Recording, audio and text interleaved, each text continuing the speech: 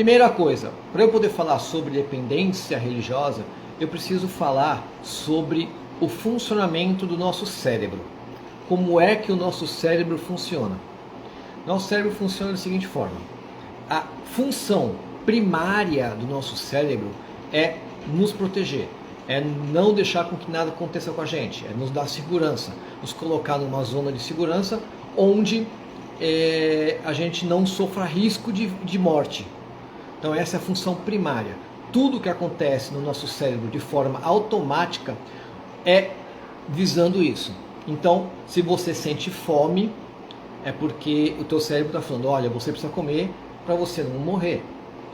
Quando você vai fazer alguma coisa que está fora daquele padrão que você faz sempre, ele te coloca numa situação de medo. Então, ó, o medo é para isso, é para preservar a vida, né? Então, o que ele faz? O cérebro ele começa a criar um movimento interno que não permite que você se exponha excessivamente. Então, são raras as pessoas que conseguem quebrar essa bolha onde a gente existe e sair da zona de conforto. O cérebro ele faz isso para preservar a nossa vida. Então, quando você vai, por exemplo, você quer mudar de emprego, você recebeu uma proposta e você está pensando que você vai mudar de emprego, o teu cérebro ele vai sempre lutar contra. Sempre. Ele sempre vai lutar contra aquilo. Por quê? Porque no emprego que você já está numa zona de conforto. Aquilo para você já é conhecido, não existe novidade, já existe tudo certo. Então, ele vai começar a colocar na tua cabeça uma porção de mimimi. Ah, será que vai funcionar? Será que eu vou dar bem? Será que realmente é o que eu penso? Será que... Ele vai começar a colocar uma porção de questionamentos para fazer com que você não saia daquela zona de conforto. Se você vai fazer alguma coisa que você acha que tem algum risco, o teu cérebro já começa a mudar a tua forma de pensar para você não fazer. Então o cérebro ele funciona sempre para quê? Para poder deixar você numa condição de sobrevivência, você viver. Só que, ao mesmo tempo, isso é ruim. Ao mesmo tempo de ser bom, isso é ruim. E por que é ruim? É bom porque a gente consegue preservar a nossa vida. A gente consegue manter a nossa vida, nos manter intactos. Por outro lado é ruim porque você não vai ter nenhum tipo de experiência nova. Você precisa ter novas experiências para você ter um crescimento. E aí vocês devem estar falando agora, poxa Marcelo, o que tem a ver essa parte do cérebro com a parte de religiosidade? Eu já vou chegar lá, a dependência religiosa, eu já vou chegar lá. Tá? Eu preciso dar uma introdução para vocês entenderem o contexto do que eu estou falando. Tá? Se por acaso, no meio da live, vocês tiverem alguma dúvida, quiserem perguntar alguma coisa, vocês podem perguntar que eu vou tentar responder conforme for acontecendo. Tá, ok? Então vamos lá. Aí o que acontece? As desilusões. Quando a gente faz alguma coisa que a gente tem uma desilusão, né? Seja ela trabalho, seja ela amorosa, seja ela qual forma de desilusão, aquilo fica gravado no nosso cérebro e a gente leva isso para a vida inteira.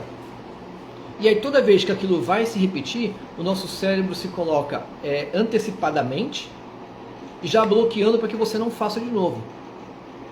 Só que ele não entende que aquilo é uma coisa nova. Fala, Roger, tudo bem, mano? Aquilo é uma coisa nova. Então é uma nova experiência. Só que ele vai sempre remeter à experiência anterior. Então as desilusões, as coisas que estão gravadas, tanto de bom quanto de ruim, ele sempre guarda para poder manter a nossa vida, para poder manter a nossa integridade física. Ok? O que acontece?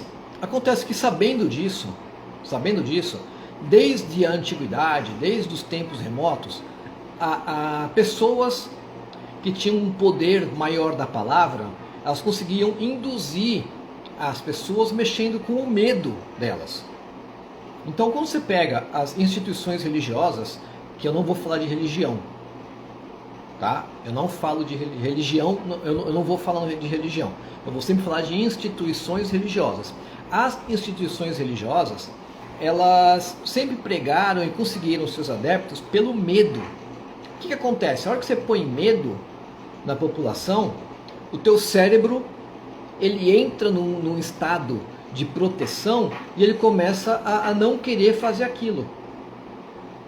Então, essa dependência, que eu chamo de dependência religiosa, ela inicia nesse processo. Ela inicia quando as entidades religiosas, elas começam a captar os seus servos ou o seu rebanho através do medo. Falando, se você não fizer isso, você vai ser castigado. Se você não fizer aquilo, você vai ser castigado. Se você não fizer aquilo, não sei o que lá, você não vai conseguir nada. Você vai para o inferno. Você vai arder na mármore, não sei da quanta. E aí você começa a criar um certo medo. E isso começa a ficar gravado na mente. Ah, Marcelo, mas isso começou lá atrás, sei lá eu quantos mil anos atrás, que começou isso. Sim. Mas você entenda que nós somos uma evolução. Os seres humanos, como todos os animais, eles vêm de uma evolução. E algumas coisas se passam geneticamente, sim.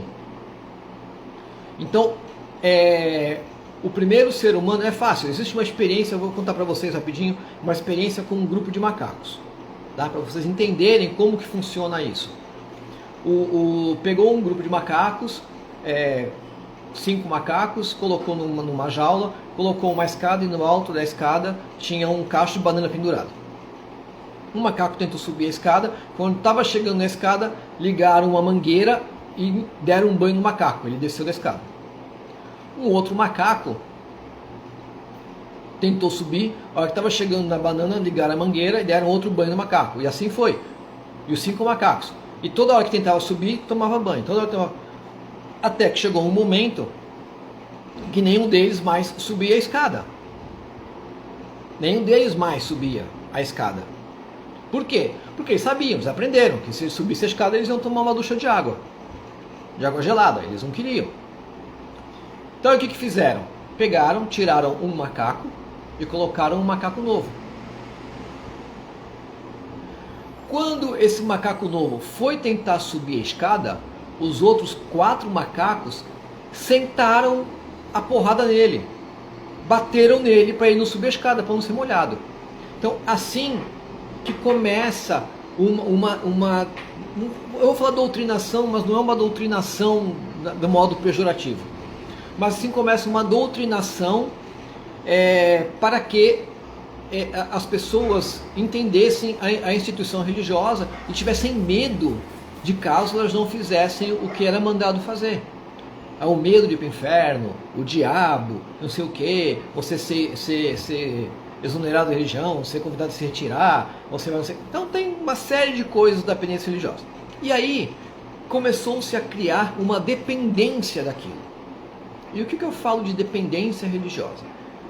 A dependência religiosa, ela vem desse histórico, né, onde as pessoas elas começam a entrar numa neura, né, num fanatismo, e aí envolve tudo isso. E o que acontece?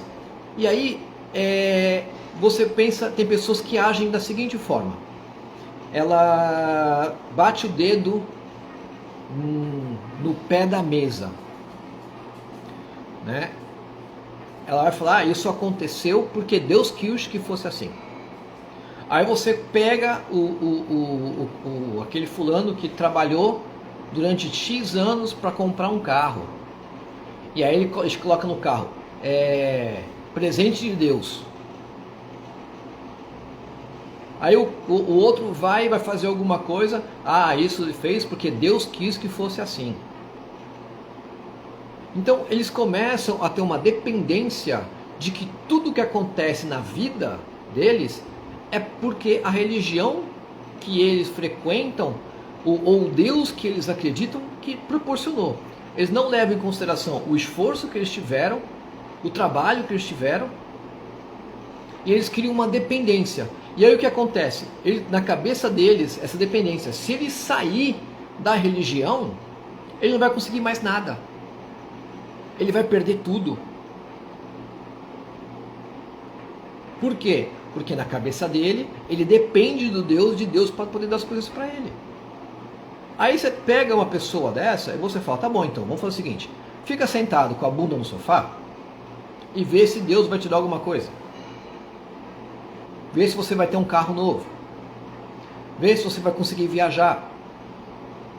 Então, gente, essa dependência, ela vira um negócio monstruoso e você vê muita gente assim. Em algumas religiões isso é mais forte, né? Em algumas instituições religiosas isto é mais forte, em outras não é tão forte assim.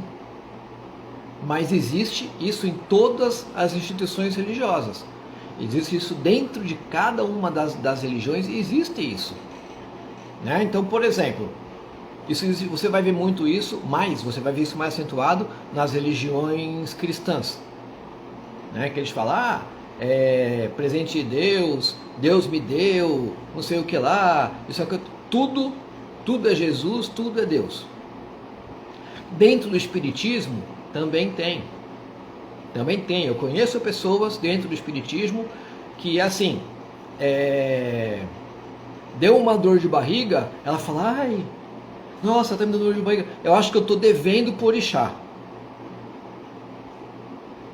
Aconteceu isso, eu acho que eu estou em débito com alguma coisa.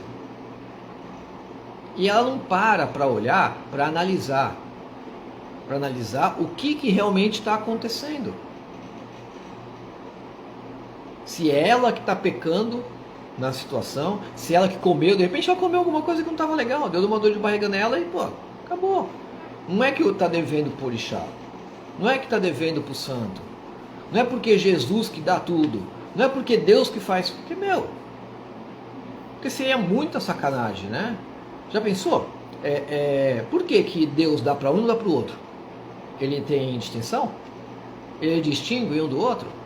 Porque um é da instituição religiosa tal e outro é da outra instituição, então quem é da outra instituição Deus não gosta. Então essa dependência religiosa que se criou ao longo dos tempos, ela se agrava a cada momento. E conforme vai passando os anos, isso vai ficando cada vez mais acentuado. E não dá para entender o porquê que as pessoas não param para entender. Quer dizer, dá para entender sim, foi o que eu expliquei no começo. O cérebro coloca a pessoa em uma zona de conforto e para ela entender que ela é culpada pelos atos dela é um risco. Porque muitas vezes, o que acontece? É mais fácil, é muito mais fácil eu botar a culpa em Deus dos meus erros do que eu assumir que eu errei. É muito mais fácil eu botar a culpa num outro, ou então num ser que não existe fisicamente falando, do que eu assumir que eu não sei, que eu não trabalho direito, ou que eu tenho dificuldade para alguma coisa. Porque é simples. Eu não consigo trabalhar, né? Ou sou mandado embora do meu emprego, eu falo, a culpa é de Deus. Deus quis que eu perdesse meu emprego. Ou então você tem um cliente, você é empresário, você tem clientes, e você começa a colocar a culpa. Não deu certo porque eu não fiz as obrigações com os meus orixás. Não deu certo porque eu não dei a comida. Só que o que você deixou de fazer, fisicamente falando? Onde você errou? Você parou para analisar onde você errou? Porque esse tipo de pessoa que tem essa dependência religiosa, ele não para analisar onde ele errou para poder consertar e quem sabe lá na frente ele melhorar, ele resolver esse assunto. Não, ele não tem culpa nenhuma. Eu sou obra de Deus. Deus faz o que quiser. Eu só consigo as coisas se Deus quiser. Né? Então, criou-se uma dependência religiosa que é muito perigosa, porque começa a se isentar dos seus problemas. E quando você se isenta dos seus problemas, você começa a ter mais problemas. Porque você não resolve. Você começa a criar crenças dentro da sua cabeça que não deixam que você melhore na sua vida. Então essas crenças podem ser relacionamento. Eu posso ter problemas no relacionamento. Eu posso ter problemas financeiros. Eu posso ter problema com o emprego. Eu posso ter vários problemas. Por quê? Porque em algum momento eu tinha que ter tomado uma ação, ter compreendido onde eu errei e tomar uma atitude para resolver isso. Só que eu fiz? Eu fui lá e olha, não, isso aconteceu porque Deus quis que fosse assim. E eu fico quieto. E eu não resolvo esse problema hoje. Daqui a 10 anos, esse problema se repete. E aí o que eu falo de novo? Ah, ó, tá vendo? Deus quis que fosse assim. E eu não resolvo. E aí passa mais 10 anos e Deus que quis que fosse assim. Então, gente, o que eu falo, o que eu dou como solução para pensar. Para estudar. Se alguém que está assistindo a live aqui tem esse hábito de falar, olha, isso aconteceu porque Deus quis que fosse assim. Seja uma coisa para o bom, seja uma coisa para o mal. Para pensar se realmente é assim. Se não é uma coisa que você está querendo tirar de você. Tanto o peso do erro, quanto a glória da conquista. Porque é muito bom para o ego do ser humano, todo mundo tem, e não é pecado ter ego. Né? Você não pode ter um ego exacerbado. Mas você pode ter o ego faz bem, te coloca para cima, te deixa mais confiante. Então, qual que é o problema de você chegar e falar, nossa, tá vendo aquele carro ali? Eu comprei com o suor do meu trabalho, com o suor do meu esforço. Tá vendo aquela casa ali? Eu comprei com o suor do meu trabalho, com o meu esforço de tantos anos de trabalho que eu consegui. Pô, isso é legal. Não é bom? Isso não tem nada a ver com a sua fé, não tem nada a ver com aquilo que você acredita, não tem nada a ver com o que você vive da parte religiosa. Então não mistura o que é espiritual, o que é espiritualizado, o que é fé, com material. Tá? Não mistura isso. Né?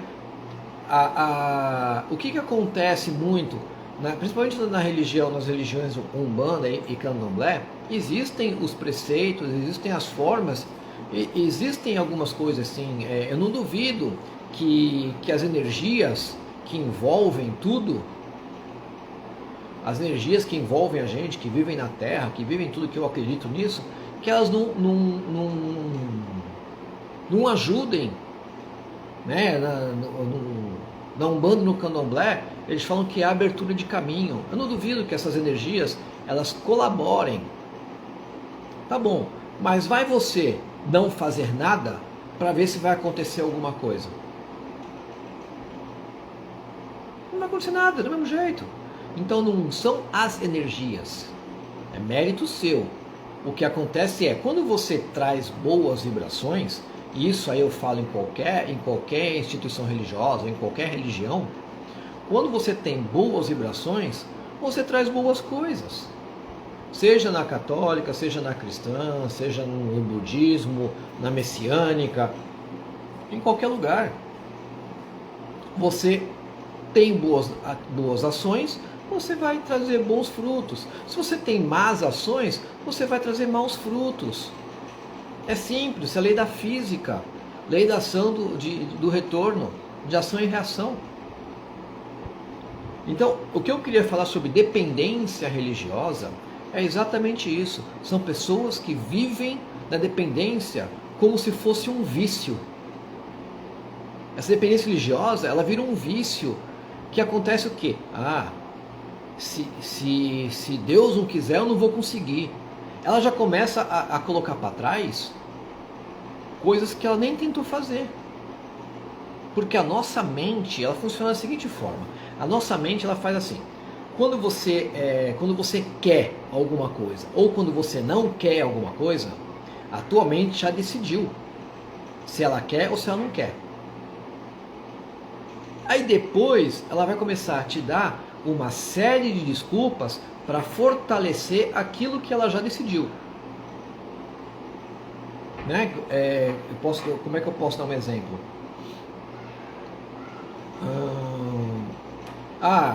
Por exemplo, eu tenho medo de altura. Eu tenho medo de altura, dependendo de onde eu estiver. Mas assim, o meu medo de altura é se eu não me sentir seguro. Se eu não tiver segurança onde eu estiver em altura tal. Porque eu já desci de rapel, eu já trabalhei numa cobertura de apartamento, de prédio de apartamento, com mais de 8 andares. Mas eu me sentia seguro onde eu estou. Então o meu medo de altura não é esse, mas eu tenho medo de altura. Se eu subir no local e eu não me sentir seguro, me dá medo. Mas é claro, se eu não estou me sentindo seguro, eu tenho que ter medo, senão eu posso morrer. Ok? Mas então, voltando. Então, esse medo, ele tem que ser enfrentado. Ele tem que ser colocado para fora. E você tem que saber o porquê que você não tem medo. Em que situação. Agora, eu não vou, então assim, eu sei que eu tenho medo de altura. Então eu não vou experimentar nada. Eu já desci de rapel, 20 metros de rapel. Mas eu me senti seguro. Eu desci. Eu enfrentei o meu medo. Uma coisa que eu não faria, porque eu não me sinto seguro, não me vejo fazendo, por exemplo, pular de paraquedas. Eu não me vejo pulando de paraquedas. Por quê? Porque eu não tenho controle do que pode estar acontecendo. A situação foge do meu controle e isso me dá medo. A hora que eu perco o controle, eu não sei se o paraquedas vai abrir, se não vai abrir, eu não sei o que pode acontecer.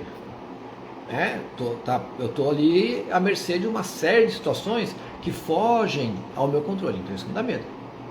Mas isso não me trava perante outras coisas. O que acontece é que tem pessoas que elas se travam. Elas já começam a colocar na cabeça que não vai dar certo. Isso não, isso não, isso não. Isso serve para tudo. Serve para um relacionamento, serve para um trabalho, serve para um emprego, serve para uma negociação, serve para tudo isso. Tudo isso vem de uma dependência. Então, voltando para a dependência religiosa. Essa dependência religiosa, ela começa a te travar. Porque você já começa a falar, olha, eu acho que Deus não vai gostar que eu faça isso. Não, se eu fizer isso, eu acho que eu vou ser punido. Eu vou parar na mármore do inferno. Vou queimar na mármore do inferno.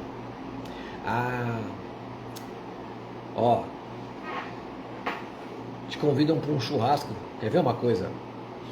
Te convidam para um churrasco. Você é de religião afrodescendente. E aí te convidam para um churrasco numa sexta-feira. E aí o seu líder religioso fala para você, não pode comer carne sexta-feira. Se você comer carne, os orixás vão ficar bravos com você. E aí você não vai para o churrasco que o seu chefe da empresa te chamou, te convidou, você e todos os demais. E nesse churrasco que ele convidou para você e que você não foi, porque você não podia comer carne, na verdade ele estava sondando alguns funcionários para saber quem ia ser promovido. E aí você não foi. Porque o orixá falou que não pode comer carne e você não vai ficar passando vontade. E aí quem recebeu a promoção foi o outro cara. Aí você vai falar, nossa, que injustiça, isso não é injusto. Mas tudo bem, não aconteceu porque Deus não quis que fosse agora o momento. É assim que funciona a dependência religiosa. Vira uma necessidade, uma dependência que as pessoas não saem disso. É fácil sair? Não, não é fácil, porque é uma briga interna. Você tem que brigar com a sua mente o tempo inteiro. Você tem que estar sempre colocando você mesmo à prova, desafiando a você mesmo. E parando para analisar se isso está certo ou se isso está errado, se é assim ou se é assado. Ah, Marcelo, você é espírita, você não acredita que existe, o pessoal chama de trabalho feito, ou a macumba, ou seja lá o que for? Não, eu acredito que existe, porque isso é energia. E aí essa energia vai te afetar, e você vai entrar numa zona de baixa vibração, que aí você vai começar a fazer o quê? Vai começar a não produzir o que você produzia. Agora, os fatos de você ser mandado embora do seu emprego, não é porque foi feito o trabalho, é porque você começou a não produzir o que você produzia. Você começou a não fazer o que você fazia. A vida média num trabalho é de 3, na verdade, você cresce até o 3º ano, e a tendência depois é você cair na produtividade. Isso é no mercado de trabalho, você vai encontrar isso. Normalmente o funcionário, quando é contratado, ele vem chega no 3º ano, ele começa a cair e dá uma estabilizada. Isso é em todos os trabalhos. O que acontece? Aí as pessoas que acreditam nisso já começam a achar que, nossa, o meu chefe não me olha, está me olhando com outros olhos, não me olha mais como olhava antigamente. Claro, você não está produzindo a mesma coisa. Você não está fazendo o mesmo. Você caiu na produção. E aí você vai virar o quê? Não, mas isso aí é porque Deus quis que fosse assim. Ou então eu tenho um trabalho feito, foi uma macumba para mim. Então tem uma série de coisas que as pessoas começam a entrar numa dependência, nessa dependência religiosa, e isso começa a afetar a vida pessoal delas. Mas por culpa própria delas. Por própria culpa delas. Não por culpa de mais ninguém. Por culpa delas mesmo. Porque elas ficam nesse negócio de botar toda a culpa em Deus. Toda a culpa em Jesus. Toda a culpa nos orixás. Toda a culpa... E elas não vivem. Elas se privam de viver por causa disso. Beleza, gente? Eu não sei, vocês entenderam o que eu falei? Se entendeu, dá um joinha. Quer perguntar alguma coisa que eu possa ter falado e eu não tenha colocado? Fica à vontade aí. Que o que eu tinha que falar, já acho até que eu fui prolixo, fui repetitivo em muita coisa, mas é a forma de vocês entenderem o que eu estou querendo passar para vocês e esse negócio que eu chamo de dependência religiosa. Então, quem quiser perguntar, fazer alguma pergunta sobre isso ou sobre algum assunto pertinente, fica à vontade, pode perguntar. Eu agradeço. Ô Luciana, que bom que você gostou. Eu vi que você está com saudades, nós também estamos com saudades, viu, de você. Ô filha, gostou então? Legal. Alguém quer perguntar alguma coisa aí, quer saber alguma coisa que eu possa estar... Então, gente, eu tenho um canal, o canal É Sério no YouTube, lá tem vários vídeos. Nesse meu canal do Instagram, normalmente quando eu vou colocar o vídeo no YouTube, eu coloco um texto falando sobre o tema que eu vou falar lá no YouTube, né? Ontem era para ter colocado, não coloquei porque ia ter a live hoje, então, mas eu devo colocar amanhã um novo vídeo. Amanhã eu vou colocar um vídeo sobre uma teoria minha, e é uma teoria minha mesmo, baseada em alguns estudos que eu fiz, que eu sugiro a possibilidade de Hitler estar vivo. Então, quem tiver curiosidade para entender como que eu cheguei nessa loucura, nessa pesquisa minha que eu fiz aí, mas eu cheguei numa conclusão de que Hitler poderia estar vivo hoje com seus 143 anos de idade. Tá? Foram vários livros que eu li, eu fui pesquisar várias coisas e cheguei a uma conclusão dessa. É meio viagem? É meio viagem, porque uma pessoa viver 140 e poucos anos é viajandão, né? Eu não uso droga não, tá, gente? Pode ficar cegado que eu não uso não.